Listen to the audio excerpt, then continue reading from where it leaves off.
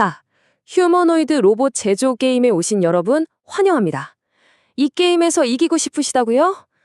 그럼 잘 오셨습니다. 지금부터 여러분을 승자로 만들어드릴 필승 전략, 제가 확실하게 알려드릴게요. 실패하도록 설계된 경매라. 아니, 어떻게 이런 경매에서 이길 수가 있죠? 이게 바로 이 게임의 핵심 질문입니다. 겉보기에는 그냥 부품 사서 로봇 만드는 간단한 게임 같잖아요. 근데 사실은 아주 교묘한 함정이 숨어 있어서 대부분의 플레이어들이 속수무책으로 당하게 됩니다. 하지만 걱정 마세요. 오늘 이 시간을 통해 그 함정이 뭔지, 그리고 어떻게 그걸 피해서 승리할 수 있는지 제가 속 시원하게 다 알려드리겠습니다. 자, 첫 번째 섹션입니다. 로봇을 만들고 경쟁자를 제압하라. 일단 목표부터 확실히 하죠. 우리의 미션 아주 간단합니다. 6가지 필수 부품을 모아서 휴머노이드 로봇을 완성하는 거예요. 근데 여기서 진짜 중요한 게 있어요. 누가 먼저 만드느냐? 아니요, 그게 아닙니다. 누가 가장 적은 돈으로 만드느냐? 바로 이게 승패를 가르는 핵심이죠. 비용이 전부입니다. 그런데 말이죠, 이 비용 싸움에서 우리를 한 방에 무너뜨릴 수 있는 아주 무서운 함정이 하나 있습니다. 바로 페널티 함정이라는 건데요. 만약 게임 끝날 때까지 필요한 부품을 다 못 모았다? 그럼 강제로 아주 비싼 값에 사야만 해요. 이게 바로 강제 구매 페널티입니다. 이게 얼마나 치명적이냐면 순식간에 게임에서 탈락할 수도 있을 정도예요. 자, 실패했을 때의 운명은 딱 2가지로 갈립니다. 화면 왼쪽을 보세요. 만약 시장에 재고가 남아있다. 그럼 괜찮습니다. 부족한 부품 하나당 25. 이 정도는 감당할 만한 페널티죠. 하지만 오른쪽을 보세요. 만약에 재고가 완전히 동나버렸다. 그럼 끔찍한 일이 벌어집니다. 부품 하나당 무려 100. 이건 그냥 페널티가 아니라 거의 게임 오버 수준의 파멸적인 비용이에요. 바로 이겁니다. 25냐, 100이냐. 이 차이를 이해하는 게 이 게임 공략의 첫걸음입니다. 자, 그럼 우리가 이 부품들을 놓고 싸워야 할 전쟁터, 바로 경매장으로 한번 들어가 보죠. 어떤 규칙들이 우리를 기다리고 있을까요? 화면에 보이는 이 표가 바로 우리가 모아야 할 6가지 핵심 부품들입니다. AI CPU부터 액추에이터까지. 근데 여기서 그냥 넘어가면 안 돼요. 각 부품마다 필요 수량이랑 초기 재고가 다르다는 점, 이거 꼭 눈여겨보셔야 합니다. 이 두 숫자가 어떻게 얽혀 있는지가 나중에 우리 전략의 전부가 될 거거든요. 아주 중요한 단서입니다. 경매 규칙은 아주 명료합니다. 딱 4가지만 기억하세요. 첫째, 각 부품당 경매는 총 3번 열립니다. 기회는 3번뿐이에요. 둘째, 한 번에 최대 3개까지만 살 수 있습니다. 욕심 부릴 수 없어요. 셋째, 이게 중요한데 경매 참가자 중 오직 70%만 낙찰에 성공합니다. 즉 30%는 무조건 떨어져요. 마지막으로 입찰할 수 있는 최대 금액은 25입니다. 어때요? 간단하죠? 하지만 바로 이 단순한 규칙들이 얽히면서 엄청나게 복잡한 전략 게임이 만들어지는 겁니다. 자, 이제부터가 진짜입니다. 집중하셔야 해요. 승자와 패자를 가르는 결정적인 비밀을 공개할 시간이거든요. 제가 아까 부품들이 중요하다고 했죠. 사실 이 게임의 모든 부품은 평등하지 않습니다. 네, 전혀요. 어떤 건 구하기 쉽고 어떤 건 구하기 어렵습니다. 이 말이 무슨 뜻일까요? 어떤 경매에서 져서는 안 되는지 아는 것. 이건요, 무작정 모든 경매에서 이기려고 돈을 쏟아붓는 게 얼마나 어리석은 짓인지를 말해주는 겁니다. 어떤 경매는 목숨 걸고 이겨야 하지만 반대로 어떤 경매는 차라리 쿨하게 져주는 게 훨씬 이득일 수 있다는 거죠. 이기는 것보다 잘 지는 것이 더 중요할 때가 있다는 겁니다. 바로 이 슬라이드가 그 비밀의 핵심입니다.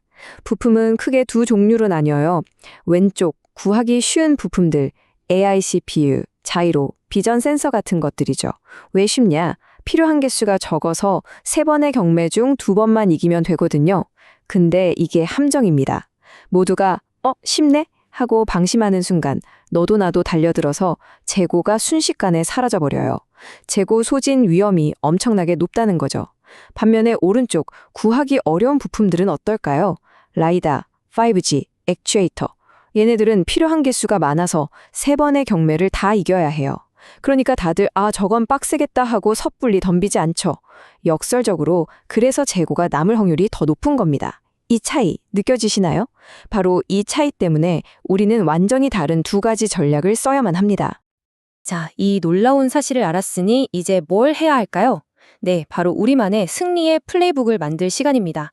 부품 유형별로 어떻게 입찰해야 하는지 지금부터 그 공식을 알려드리겠습니다. 먼저 구하기 쉬운 부품들. AI, CPU, 자이로, 비전 센서. 이때 우리의 목표는 단 하나입니다. 어떻게든 필요한 수량을 확보해서 100점짜리 페널티 폭탄을 피하는 것. 이건 공격이 아니라 수비 전략이에요. 재고가 바닥날 위험이 너무 크니까 가격이 좀 비싸게 느껴져도 과감하게, 공격적으로 입찰해야 합니다. 싸게 사는 것보다 중요한 건 살아남는 겁니다. 반대로 구하기 어려운 부품들, 라이다, 5G, 액추에이터는 어떨까요? 여기서 전략은 180도 확 바뀝니다. 이제 수비가 아니라 공격이에요. 우리의 목표는 최대한 싸게 사는 겁니다. 왜냐? 어차피 재고가 남을 확률이 높아서 설령 경매에서 지더라도 페널티는 고작 25밖에 안 되거든요. 생각해보세요. 페널티가 25인데 굳이 25를 입찰해서 비싸게 살 이유가 전혀 없죠. 과감하게 낮게 입찰하고 경매에서 지는 걸 두려워하지 마세요. 그게 바로 돈을 아끼는 길입니다. 기억하세요? 이 숫자 100. 이건 쉬운 부품 경매에서 여러분이 무슨 수를 써서라도 피해야만 하는 그야말로 파멸의 숫자입니다. 그리고 이 숫자 25. 이건 어려운 부품 경매에서 우리가 전략적으로 활용할 수 있는 아주 기분 좋은 패배의 비용이죠. 100이라는 파멸을 피할 것인가 아니면 25라는 손실을 무기 삼아 이득을 챙길 것인가? 이 게임의 승패는 바로 이 두 숫자를 어떻게 다루느냐에 달려 있습니다. 자, 이제 여러분은 엄청난 무기를 손에 넣었습니다. 하지만 이걸로 끝이 아니에요. 승리를 확정짓기 위한 마지막 퍼즐 조각이 하나 더 남아있거든요. 기억하세요. 제가 알려드린 이 전략은 정답이 아닙니다. 일종의 가이드일 뿐이에요. 왜냐하면 이 시장은 살아있는 생물과 같아서 다른 경쟁자들이 어떻게 움직이느냐에 따라 재고 상황이 실시간으로 계속 바뀌기 때문입니다. 그럼 어떻게 해야 할까요? 바로 여러분의 수정 구슬을 계속 들여다봐야 합니다. 그 수정 구슬이 뭐냐고요? 바로 스코어보드입니다. 스코어보드에 나오는 남은 부품 수를 계속해서 확인해야 해요.